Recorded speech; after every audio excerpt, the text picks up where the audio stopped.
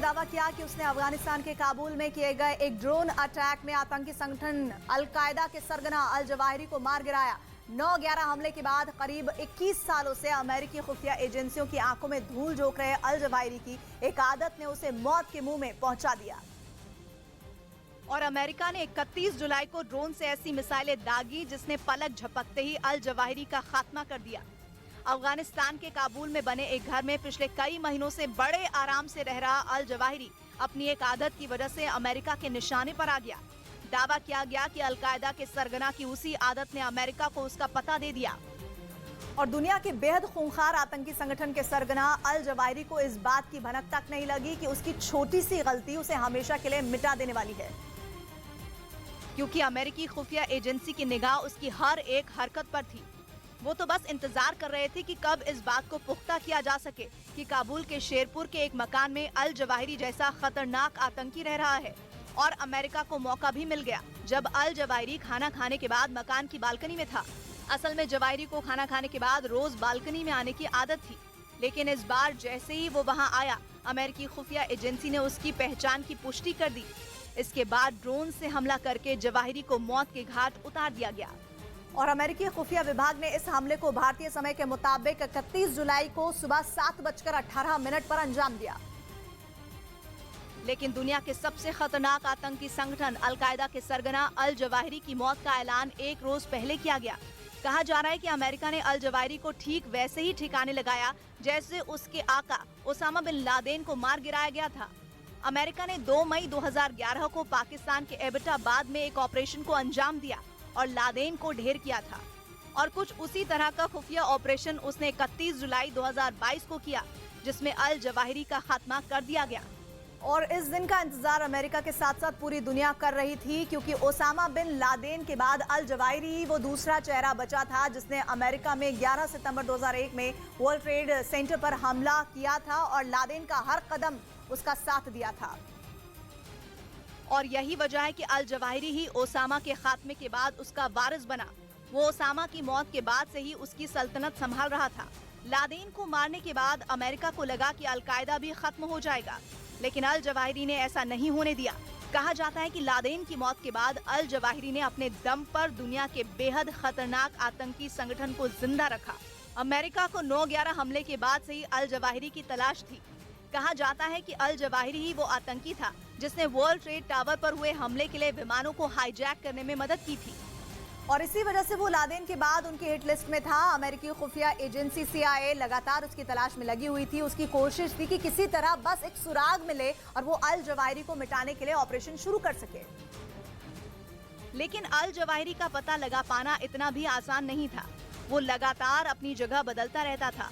हालांकि CIA को इसी साल एक खबर मिली थी कि जवाहिरी की पत्नी और बच्चे काबुल में बने एक घर में रहते हैं, और करीब 6 महीने पहले इस बात का भी पता चला था कि अल जवाहिरी भी उसी घर में रहता है।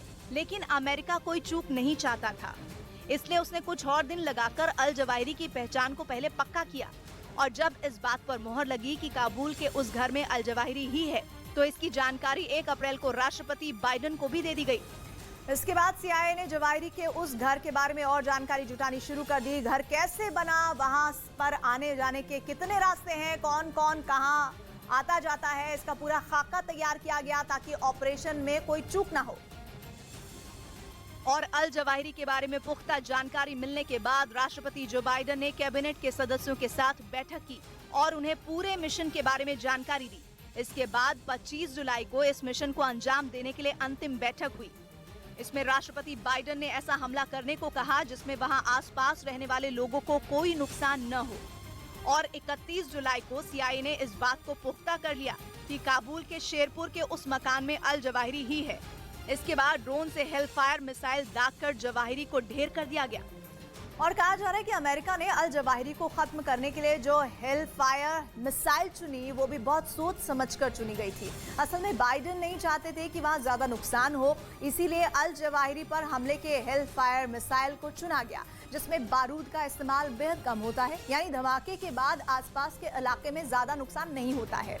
लेकिन इस मिसाइल में ब्लेड और धातुओं के नुकीले टुकड़ों का इस्तेमाल किया जाता है, जिससे हमले के बाद टारगेट पूरी तरह बर्बाद हो जाता है। ब्लेड और नुकीली धातुएं भरी होने की वजह से ही इस मिसाइल को निंजा बॉम्ब भी कहते हैं।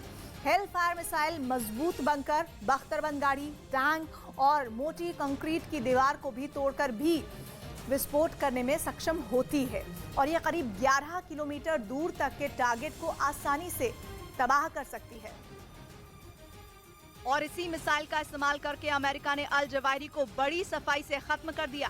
दावा किया गया कि जवाहिरी के खिलाफ चलाए गए ऑपरेशन में कोई और नुकसान नहीं हुआ। अमेरिका के लिए यह अभियान कितना अहम था, इसका अंदाजा इसी बात से लगाया जा सकता है कि जवाहिरी के मारे जाने का ऐलान खुद वहां के राष्ट्रपति बाइडेन ने किया। No matter where you hide, if you are a threat to our people, the United States will find you and take you out. इससे पहले भी अल जवाहिरी अमेरिकी हमले में 2 बार बच निकला था। 2001 में जवाहिरी के अफगानिस्तान की तोरा बोरा पहाड़ियों में छिपे होने की खबर मिली थी, लेकिन हमले से पहले ही वो वहां से भाग निकला था। इसके बाद 2006 में उसके पाकिस्तान में छिपे होने की बात सामने आई थी, लेकिन उस वक्त भी वो बच निकला था। लेकिन अमेरिका ने दावा किया कि इस बार काबुल में हुए हमले में अल जवाहिरी का खात्मा हो गया। अल जवाहिरी को ढेर करने में अमेरिका को पाकिस्तान की मदद मिली। दावा किया जा रहा है कि कंगाल पाकिस्तान ने IMF से लोन पाने के लिए अमेरिकी ऑपरेशन में सहायता की। और दावा यह भी किया जा रहा है कि जिस किलर ड्रोन ने जवाहिरी को निशाना बनाया, वो किसी खाड़ी देश से उड़कर पाकिस्तान के रास्ते काबुल तक पहुंचा था। कहा जा रहा है कि पाकिस्तान के ऊपर से अमेरिकी ड्रोन बिना बाजवा की इजाजत के उड़ ही नहीं सकता। एक पाकिस्तानी पत्रकार ने तो यहाँ तक दावा कर दिया कि जवाहिरी पर हमले से 2 दिन पहले ही अमेरिकी सेना के एक बड़े अधिकारी ने पाकिस्तान सेना के प्रमुख जनरल बाजवा से बातचीत की थी। और माना जा रहा है कि इसी के बाद पाकिस्तान अल जवाहिरी को मार गिराने के अमेरिकी अभियान का हिस्सा बन गया। और पाकिस्तान के ऐसा करने के पीछे एक बड़ी मजबूरी भी बताई जा रही है। असल में पाकिस्तान को IMF से लोन लेना है, जो बिना अमेरिका की मंजूरी के नहीं मिल सकता है। दावा किया जा रहा है कि बाजवा ने अमेरिकी सेना के अधिकारी से इसी लोन के लिए गुहार लगाई थी। एक रिपोर्ट के मुताबिक पाकिस्तान की खुफिया एजेंसी ISI के मुखिया कुछ दिनों पहले ही अमेरिका के दौरे पर गए थे। माना जा रहा है कि बाजवा की बातचीत और ISI चीफ की अमेरिकी यात्रा के बाद ही अल जवाहिरी के खात्मे में पाकिस्तान की मदद पर मुहर लग गई थी। यूपी के झांसी में पति पत्नी और बहू के मामले में जमकर हंगामा हुआ, जिसके बाद महिला अपने पति की शिकायत लेकर पुलिस के पास पहुंच गई। यूपी के झांसी में उस वक्त जमकर ड्रामा हुआ जब एक महिला ने अपने पति को एक दूसरी लड़की के साथ संदिग्ध हालत में पकड़ लिया। महिला का आरोप है कि उसके पति ने उससे झांसी ले जाने का वादा किया और फिर घर से चला गया। 2 से 3 दिन तक उसे पति की खबर नहीं मिली, जिसके बाद उसके यहाँ होने की जानकारी मिली। ऐसे में महिला पुलिस के साथ यहाँ पहुँची और उसे रंगे हाथ पकड़ लिया। दूसरी जगह उनने शादी कर ली है, उस लड़की के साथ रंगे हाथों पकड़ा है, फिर हमने पुलिस के द्वारा पकड़ा है। महिला ने पुलिस वालों पर भी दूसरी लड़की के खिलाफ कोई कार्रवाई नहीं करने का आरोप लगाया। साथ ही शिकायत के बाद भी अपने पति पर कोई एक्शन नहीं लेने का भी आरोप पुलिस वालों पर लगा दिया और पुलिस अधीक्षक को चिट्ठी लिखकर कार्रवाई करने की मांग की।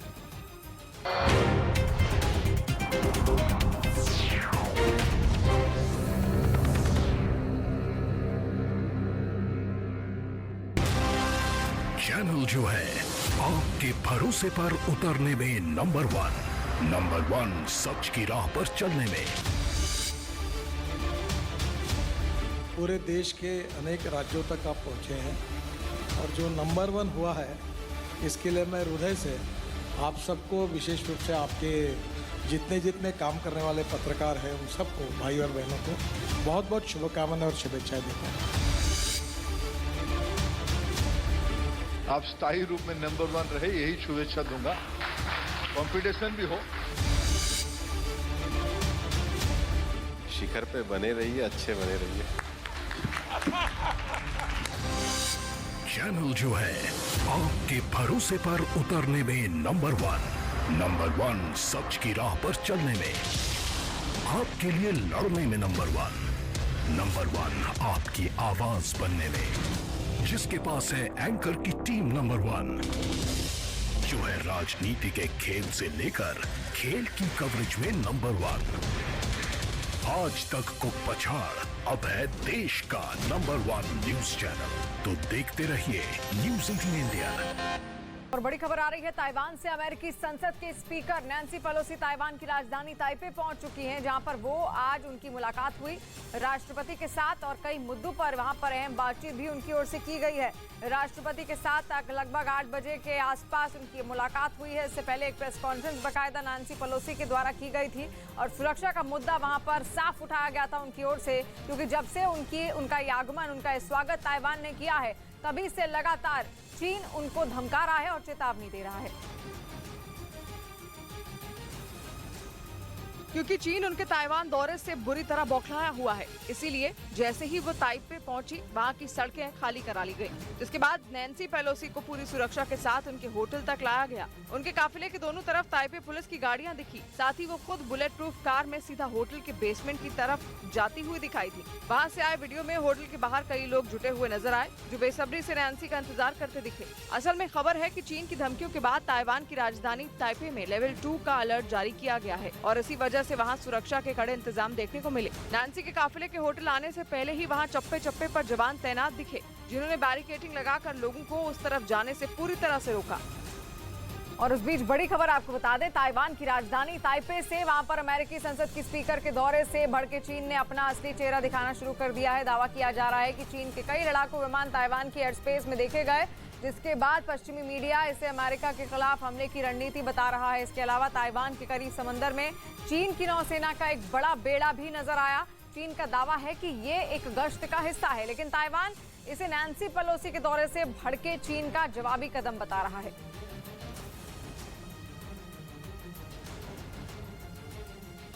लेकिन उसके बावजूद वो ताइवान की राजधानी ताइपे पहुंच गई, जिससे चीन का पारा हाई हो गया। पश्चिमी मीडिया ने दावा किया कि इससे बौखलाए चीन ने अपने लड़ाकू विमान ताइवान भेजने का फैसला कर लिया। जानकारी के मुताबिक चीन ने अपने खतरनाक J-20 स्टेल्थ फाइटर जेट वहां रवाना किए। एक दावे के मुताबिक चीन ने ऐसे 21 लड़ाकू विमान ताइवान की एयर स्पेस में घुसपैठ करने की फिराक में थे।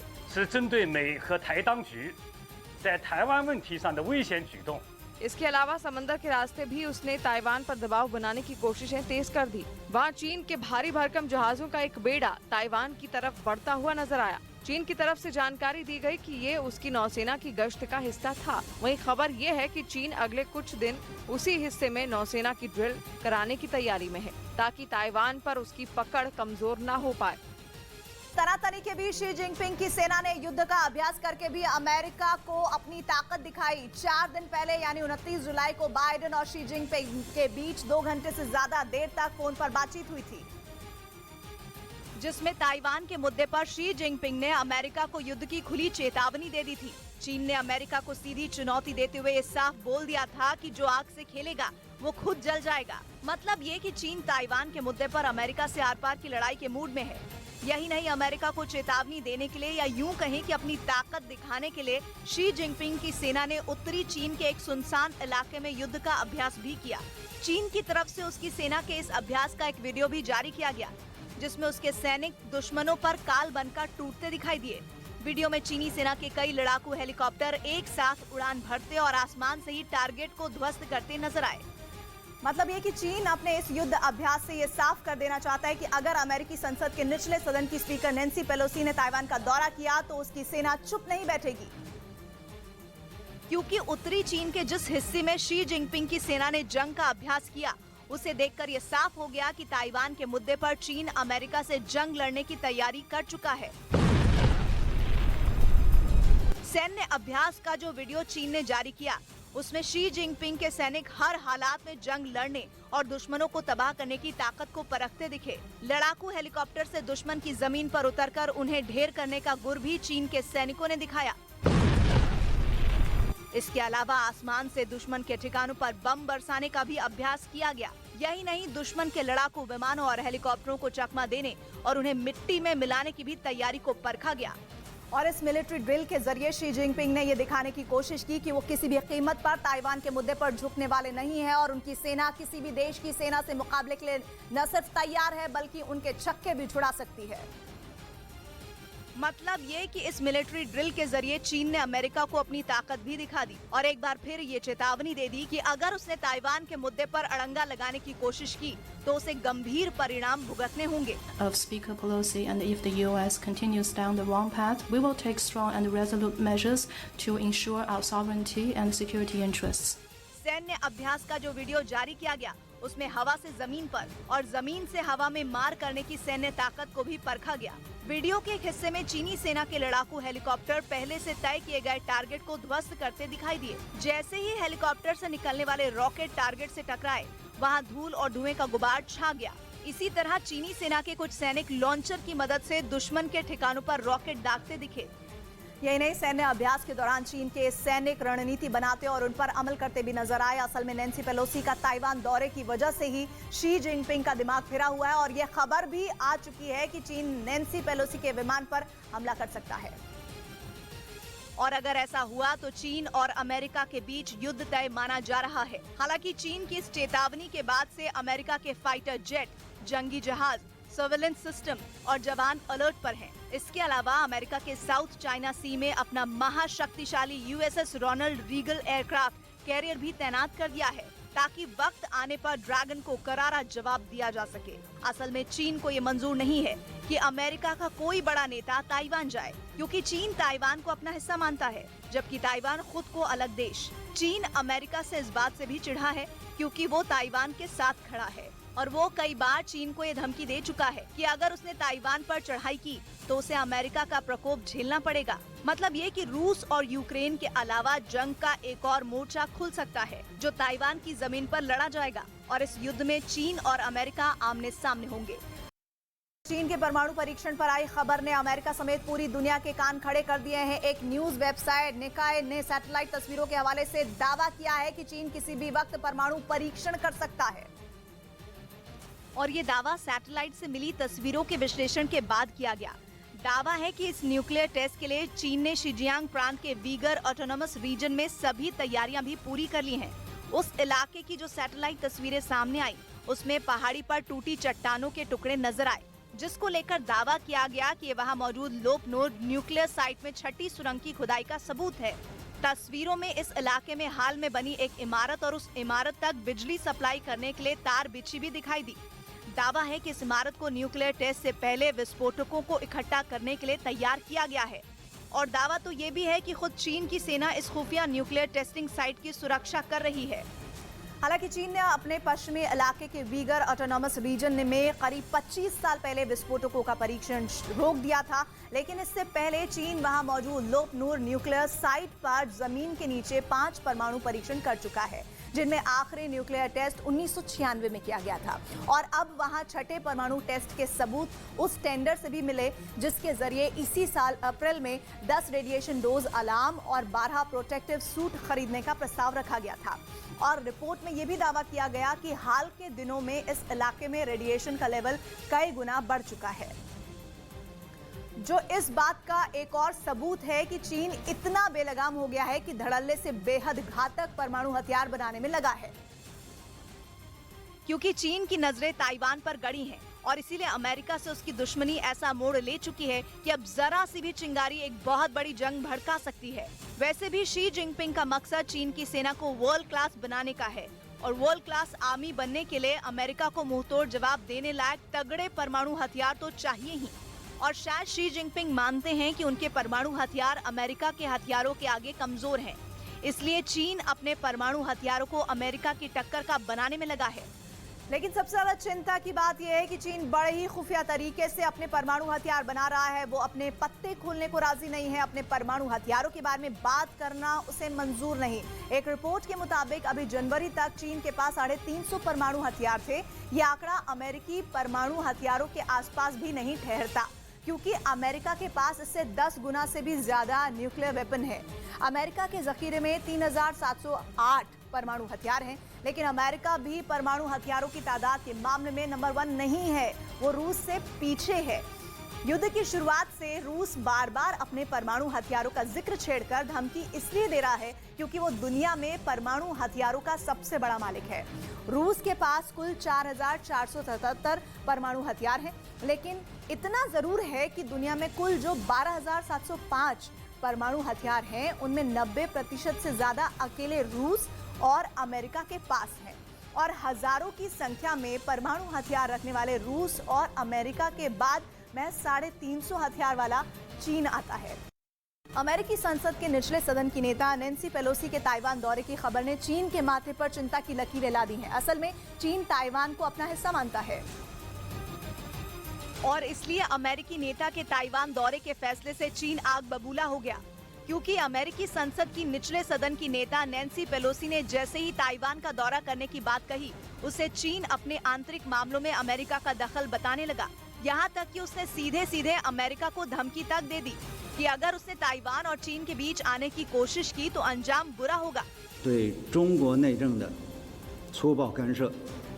हालांकि अमेरिका ने इस पर अपना रुख साफ कर दिया।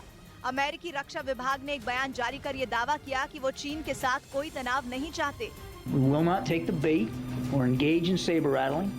लेकिन बावजूद इसके चीन अपनी हरकतों से बाज नहीं आया। उसने अमेरिका को अपनी ताकत दिखाने के इरादे से अपने सैन्य अभ्यास बढ़ा दिए। क्योंकि चीन की धमकी के बावजूद नैन्सी ने अपना दौरा रद्द नहीं किया और वो अपने तय कार्यक्रम के मुताबिक ताइवान पहुंच भी गई और उनके ताइवान जाने की खबर पर चीन की त्योरियां चढ़ गई, जिसके बाद उसने बीते 3 दिनों में अपनी नौसेना और फिर वायुसेना का शक्ति प्रदर्शन किया। खबर तो ये भी है कि चीन अपने खतरनाक हथियारों का मुंह ताइवान की तरफ मोड़ चुका है, जिसके बाद दावा किया गया है कि अमेरिका भी अपने महाविनाशक युद्धपोत और लड़ाकू विमानों को सुरक्षा में तैनात कर सकता है। उधर पश्चिमी मीडिया की एक रिपोर्ट के मुताबिक नैन्सी के ताइवान दौरे की तैयारियां लगभग पूरी हो चुकी हैं। वहां जिन अधिकारियों से उनकी मुलाकात होनी है, उन्हें पहले ही इसकी जानकारी दी जा चुकी है, जिससे चीन बुरी तरह से तिलमिलाया हुआ है। और बड़ी खबर आ रही है महाराष्ट्र के पुणे से। वहां पर शिंदे गुट के विधायक उदय सामंत के काफिले पर कुछ लोगों ने अचानक से हमला कर दिया और आरोप है कि उदय सामंत की कार पर शिवसेना के ही कुछ समर्थकों ने हमला किया है। इस हमले में उदय सामंत का कार का शीशा टूट गया है और काफी देर तक वहां पर अफरा तफरी का माहौल बना दिखा। बताया जा रहा है कि जिस जगह पर यह हमला हुआ, वहां से कुछ ही दूरी पर शिवसेना नेता आदित्य ठाकरे ने एक जनसभा भी की थी।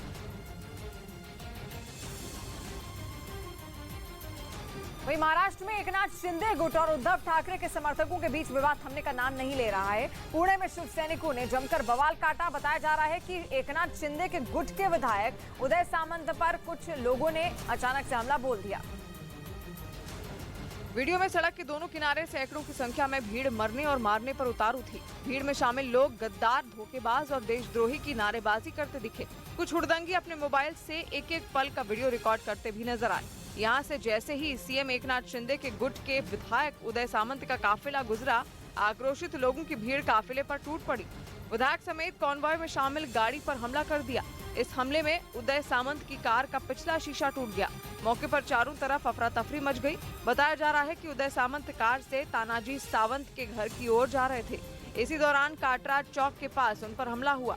सामंत ने अपने काफिले पर हुए हमले पर सवाल खड़े किए। बात थी 500 मीटर पे आदित्य साहब की, तो वो भी खत्म हो गई थी, लेकिन ठीक है, वो उनके भाषण की वजह से वो कोई गालियां दे रहे थे उनको, लेकिन मेरे बाजू में 2 गाड़ियां आके खड़ी रही।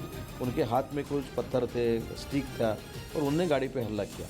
बताया जा रहा है कि उदय सामंत पर जिस जगह हमला हुआ, वहां आदित्य ठाकरे ने एक जनसभा आयोजित की थी। सोनिया राहुल गांधी से पूछताछ के बाद हेराल्ड केस में ईडी ने कई जगहों पर ताबड़तोड़ छापेमारी की है। इसमें दिल्ली का नेशनल हेराल्ड दफ्तर भी शामिल था और कई घंटों की छापेमारी के बाद ईडी की टीम देर रात 2 बजे हेराल्ड दफ्तर में निकली। वहीं इसे लेकर कांग्रेस ने ऑफिस के बाहर प्रदर्शन किया और ईडी की कार्रवाई का विरोध जताया।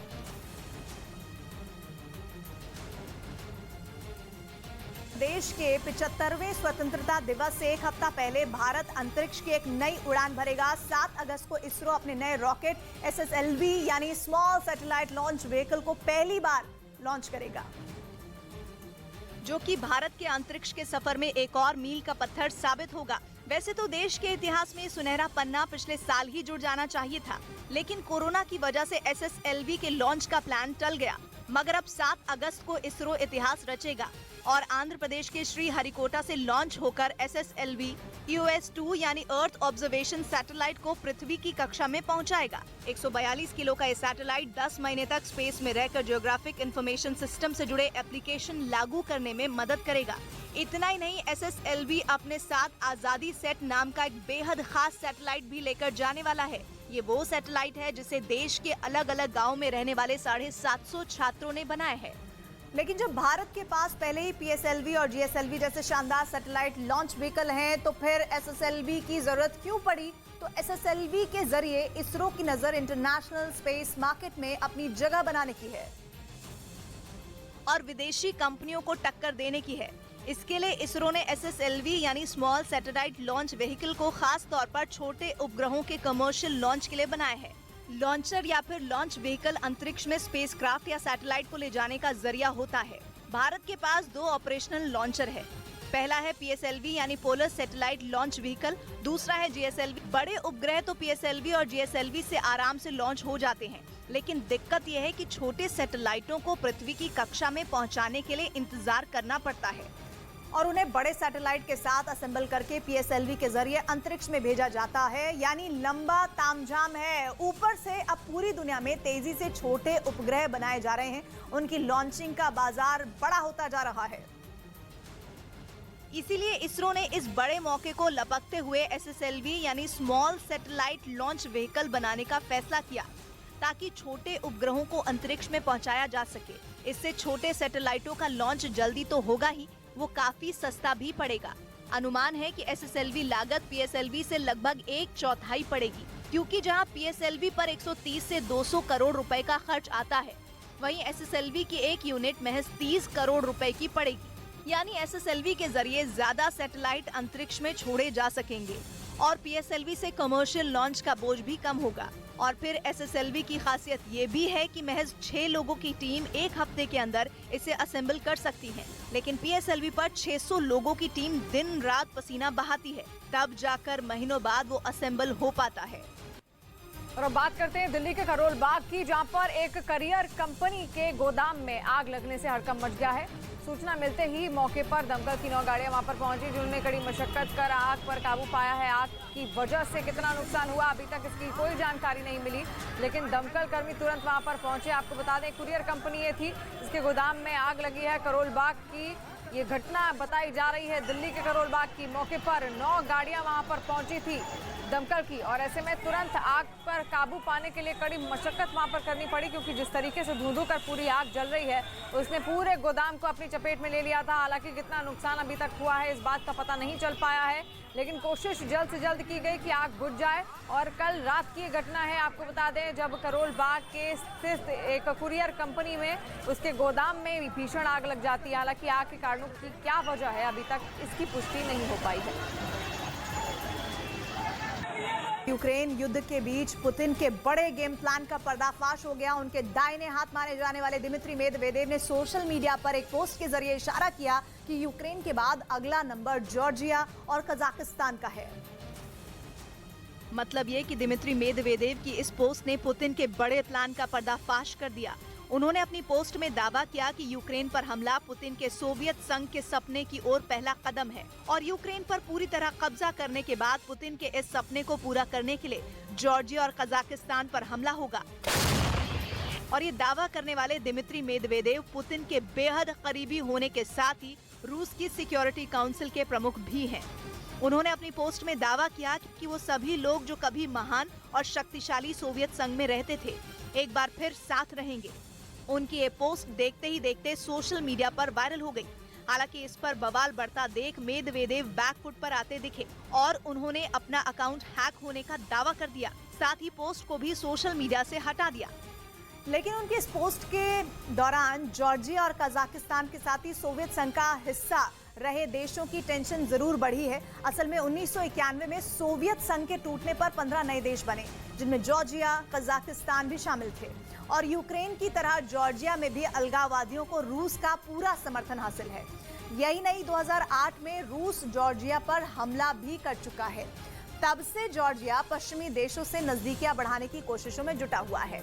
वहीं कजाकिस्तान ऐसा देश है जो रूस के साथ अपना सबसे लंबा बॉर्डर शेयर करता है।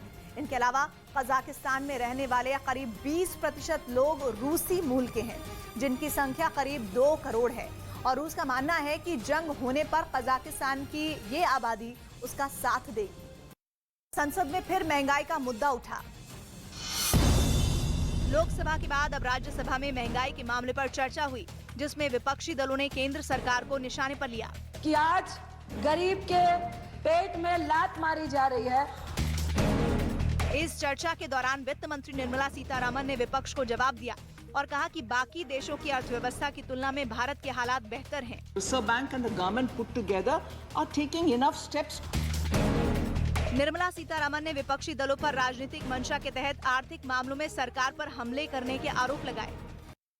खबर है कि अब से कुछ ही घंटों बाद एक बार फिर धरती से सौर तूफान टकरा सकता है। ये दावा मौसम में होने वाले बदलावों पर नजर रखने वाली अमेरिकी संस्था NOAA यानी कि national oceanic and atmosphere administration की तरफ से किया गया है, जिसमें बताया गया कि सूरज की सतह में हुए एक जबरदस्त विस्फोट की वजह से निकली ताकतवर जियोमैग्नेटिक वेव्स तेजी से पृथ्वी की ओर बढ़ रही हैं, जिसे आसान भाषा में सौर तूफान कहा जाता है।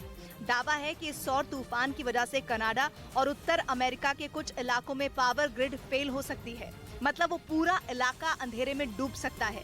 इसका असर सैटेलाइट पर भी पड़ सकता है, जिसकी वजह से इंटरनेट, GPS और मोबाइल नेटवर्क काम करना बंद कर सकते हैं। हालांकि राहत की बात यह है कि इस बार जो सौर तूफान पृथ्वी की ओर बढ़ रहा है वो मामूली ताकत वाला है। लेकिन ये पहली बार नहीं है जब धरती सौर तूफान का सामना करेगी। पिछले महीने भी एक और सौर तूफान पृथ्वी से टकराया था और इससे पहले भी दुनिया में कई बार सूरज से उठे तूफान की घटनाएं होती रही हैं। 1859 में भी दुनिया ने सौर तूफान झेला था। उस वक्त इस घटना के कारण यूरोप और अमेरिका में टेलीग्राफ नेटवर्क को नुकसान पहुंचा था, जबकि 1989 में आए सौर तूफान की वजह से कनाडा के क्यूबेक शहर पर काफी असर पड़ा था। इस तरह के सौर तूफान को मापने का पैमाना G स्केल होता है, जिसमें 1 से लेकर 5 लेवल होते हैं। G1 का मतलब सबसे कम और G5 सबसे ज्यादा स्तर का तूफान होता है। कहा जा रहा है कि अब से कुछ ही घंटों बाद जो सौर तूफान धरती से टकराएगा वो G1 स्तर का होगा, जिससे ज्यादा नुकसान पहुंचने की आशंका नहीं है। आंध्र प्रदेश के अनकापल्ली में एक केमिकल कंपनी में गैस लीक होने का मामला सामने आ गया है, जहां पर जिसकी वजह से 50 से ज्यादा महिला कर्मचारियों को अस्पताल में भर्ती करवाना पड़ा। आंध्र प्रदेश के अनकापल्ली में उस वक्त हड़कंप मच गया जब वहां की महिला कर्मचारियों की अचानक तबीयत बिगड़ने लगी। महिलाओं को उल्टियां होने लगी, सांस लेने में दिक्कत होने लगी। हालात इतने बिगड़ गए कि कई महिलाएं बेहोश तक हो गईं। जिसके बाद पुलिस को इसकी जानकारी दी गई और महिलाओं को अस्पताल में भर्ती करवाना पड़ा। We have 53 patients admitted here. All the patients have been examined and they are under treatment. All are presently stable. फिलहाल सभी कर्मचारियों की हालत स्थिर है। वहीं पुलिस ने कार्रवाई करते हुए कंपनी को सील कर दिया और आगे की कार्रवाई में जुट गई। संसद में केंद्र सरकार ने कुछ ऐसा जवाब दिया कि सुनने वाले हैरान रह गए। सरकार ने संसद में बताया कि देश के 209 जिले ऐसे हैं जहां लोग ऐसा पानी पी रहे हैं जिसमें खतरनाक केमिकल और मेटल घुले हुए हैं, ऐसे मेटल जो इंसान को कैंसर जैसी बीमारियों का शिकार बना सकते हैं। और ये बात किसी सर्वे में सामने नहीं आई, ना ही किसी एजेंसी ने ऐसा दावा किया है, बल्कि केंद्र सरकार के जल शक्ति मंत्रालय ने ये जानकारी देश की संसद में दी है। मतलब ये कि 209 जिलों के लोग जहर जैसा पानी पी रहे हैं, ऐसा पानी पी रहे हैं जो उन्हें धीरे धीरे बेहद बीमार बना सकता है। यानी फिट रहने के लिए जिम जाना, कसरत करना, दौड़ना, योगासन करना या दूसरा कोई भी काम करना काफी नहीं है। गंभीर से गंभीर बीमारियां इंसान को केवल पानी पीने की वजह से चपेट में ले सकती हैं। तंदुरुस्त रहने के लिए दूध, फल और हरी सब्जियां खाने के बावजूद इन 209 जिलों में लोग कैंसर तक के शिकार हो सकते हैं। दुनिया का हर डॉक्टर फिट रहने के लिए 5 लीटर पानी रोजाना पीने की सलाह देता है, लेकिन 5 लीटर पानी के साथ इन 209 जिलों के लोग कितने मेटल शरीर में पहुंचा सकते हैं, इसका अंदाजा भी लगाना आसान नहीं है। बिना पानी के जीवन की कल्पना भी मुमकिन नहीं है, लेकिन सरकार का संसद में दिया जवाब साफ करता है कि 209 जिलों में जल ही जीवन छीनने वाला साबित हो सकता है, क्योंकि सरकार ने बाकायदा ये बताया कि दूषित पानी में कौन कौन से मेटल मिले हैं और ये सभी कैसे केमिकल हैं जो इंसान को गंभीर रूप से बीमार कर सकते हैं। सबसे पहला केमिकल है आर्सेनिक। 25 राज्यों और केंद्र शासित प्रदेशों के 209 जिलों में अंडरग्राउंड वाटर यानी जमीन के नीचे के पानी में आर्सेनिक मिला है। 18 राज्यों के 152 जिलों में ग्राउंड वाटर में यूरेनियम मिलने की जानकारी सामने आई है। ये सभी वो केमिकल हैं जो तय मानक से कहीं ज्यादा मात्रा में पानी में पाए गए हैं। लेड यानी सीमा 21 राज्यों के 176 जिलों में जमीन के अंदर के पानी में पाया गया है। 29 राज्यों और केंद्र शासित प्रदेशों के 491 जिलों के अंडरग्राउंड वाटर में लोहा पाया गया है। वहीं लोहा जो घर बनाने में इस्तेमाल किया जाता है, जिससे सरिये बनाए जाते हैं, वो आयरन इन 491 जिलों के पानी में मिला है। और ये सभी वो केमिकल बताए जा रहे हैं जो तय मानकों से कहीं ज्यादा मात्रा में पाए गए हैं। 11 राज्यों के 29 जिलों में कैडमियम पाया गया है, जबकि 16 राज्यों के 62 जिले ऐसे हैं जहां के अंडरग्राउंड वाटर में क्रोमियम जैसा मेटल मिलने की बात सामने आई है। और ये सभी वो मेटल हैं जो इंसान को बीमार बनाने के लिए काफी हैं। इन सभी केमिकल से कौन कौन सी बीमारियां हो सकती हैं, ये भी हम बताएंगे, लेकिन ये जानना भी जरूरी है कि सरकार ने इसके लिए किसे जिम्मेदार बताया। सरकार ने साफ पानी लोगों तक पहुंचाने की पूरी जिम्मेदारी राज्य सरकारों की बताई है। केंद्र सरकार ने संसद में दिए जवाब में साफ कहा कि लोगों तक साफ पानी पहुंचाने की जिम्मेदारी राज्य सरकारों की है।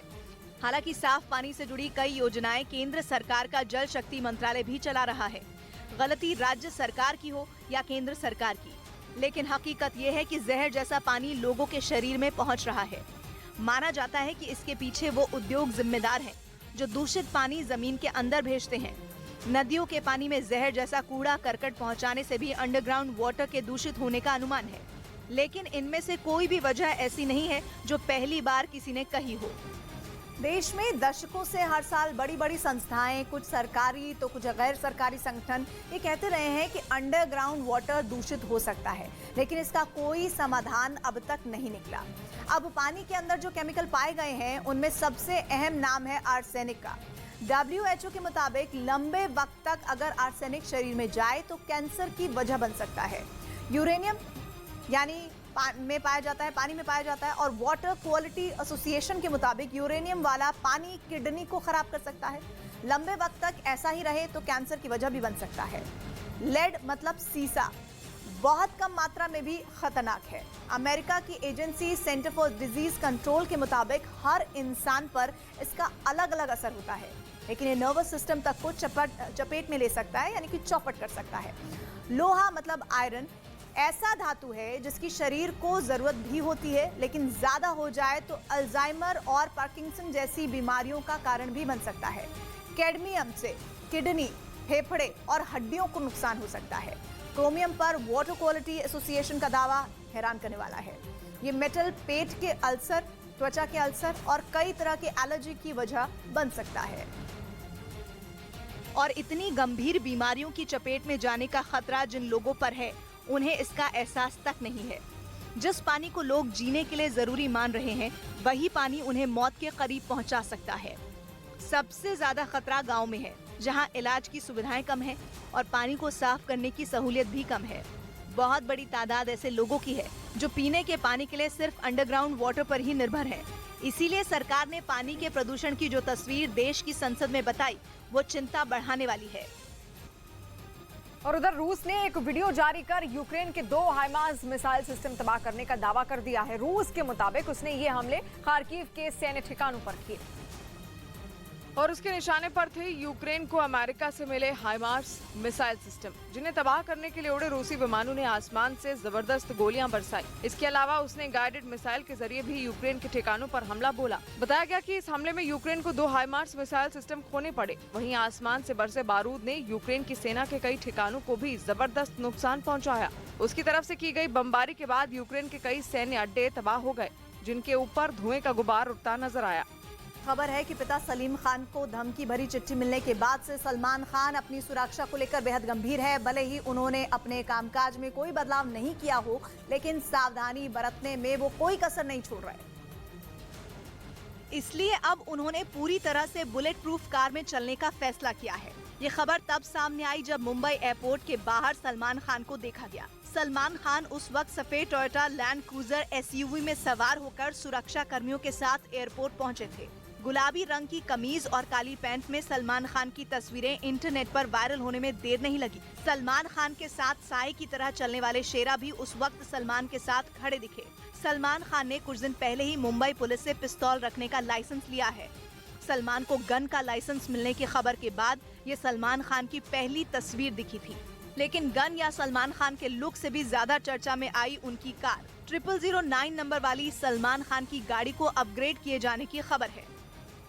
और पता चला है कि धमकी भरी चिट्ठी मिलने के बाद सलमान खान ने अपनी गाड़ी को पहले से ज्यादा सुरक्षित बनाया, जिसके लिए गाड़ी में बुलेट प्रूफ स्क्रीन्स लगवाई गई हैं। मतलब ये किसी भी कांच को भेदकर कोई गोली गाड़ी के अंदर नहीं पहुंच पाएगी। इसके लिए